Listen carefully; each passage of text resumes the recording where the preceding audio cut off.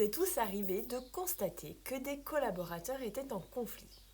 Nous pensons qu'il est parfois préférable de ne pas prendre parti, rester le plus impartial possible, c'est notre façon d'être le plus juste. C'est pourtant tout l'inverse. En refusant de prendre position, vous envoyez aux collaborateurs un message d'injustice. Nous l'avons vu dans la dernière vidéo. Une personne se trouve en situation de stress lorsqu'elle reconnaît une valeur comme capitale et que son contraire constitue une antivaleur très forte.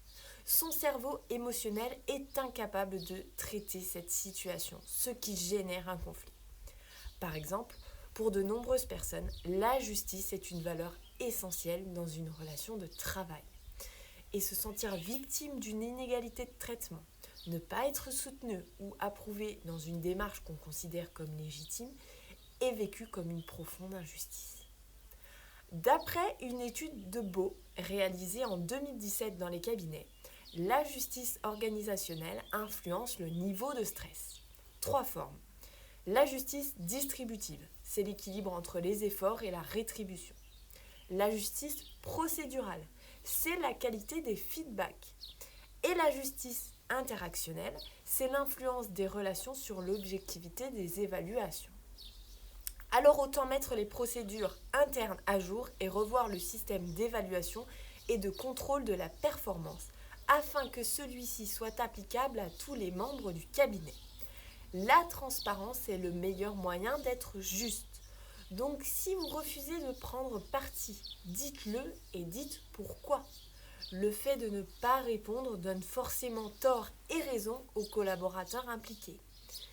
Non seulement ça renforce le sentiment d'injustice, mais ça justifie le conflit.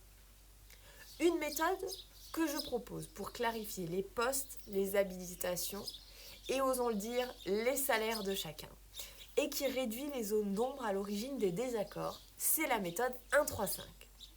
Je vous propose de classer les tâches que vous attendez des collaborateurs, de la plus simple à la plus complexe, de la saisie à la révision, en passant par les activités spécifiques ou la TVA. Ajoutez les compétences et appétences auxquelles vous souhaitez donner de l'importance. L'évaluation de chaque élément se fera selon 3 appréciations uniquement. 1. C'est difficile. 3. C'est en phase de consolidation. Et 5. C'est maîtrisé. Cette grille d'évaluation prouve que la justice et l'équité sont vos priorités dans l'évaluation. Alors à vous de jouer.